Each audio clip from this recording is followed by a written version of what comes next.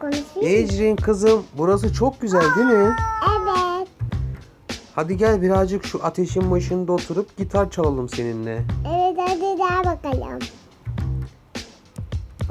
Gitarı alıp da çalamıyoruz ama. Hı hı. O zaman birazcık ateşte ısınalım mı? Evet, ısınalım. Ya da sana birazcık ben hip hop dersi yapayım mı? Evet. Hip hop dansı oynayayım ben. Olur mu? Olur. Tamam, o zaman başlıyorum. İyi seyret beni. Evet, işte bu. Alkış yok mu bana babacığım? Aga.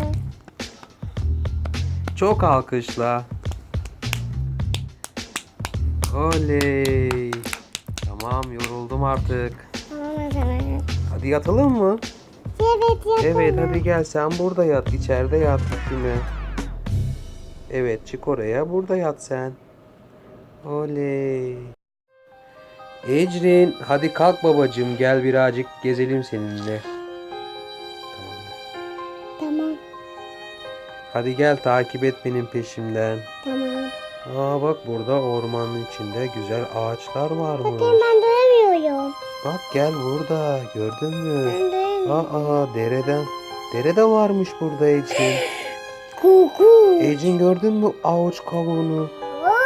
Bak, bunun içinde tavşan olabilir. Bakalım mı?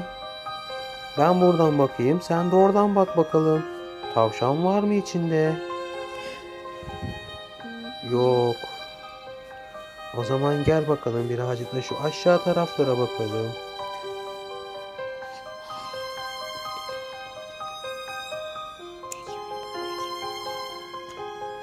Gel bakalım Ecrin. Geliyorum babacığım. O zaman şu dereden karşıya geçelim bence. Ecrin kaç, maymun geliyor. Kaç, koş koş koş koş koş koş koş. Maymun geliyor, kaç Ecrin. Kaç Ecrin, maymun geliyor. Koş koş koş koş koş koş koş. Yakalayacak bizi. Kaç kaç kaç kaç. Baba, ben bundan Eve gir Ecrin, eve gir. Gir eve. Evet, maymundan kaçtık. Ama kapıda bizi bekliyor. Ne yapacağız? Maymunun gitmesi için bir şeyler yapmamız lazım. Maymun gidiyor herhalde Ecrin, sessiz ol. Evet, maymun gitti Ecrin. Hadi gel, biz de inelim yavaş yavaş.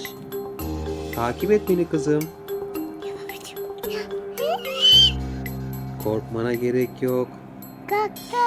Kurtulduk maymundan. Oley!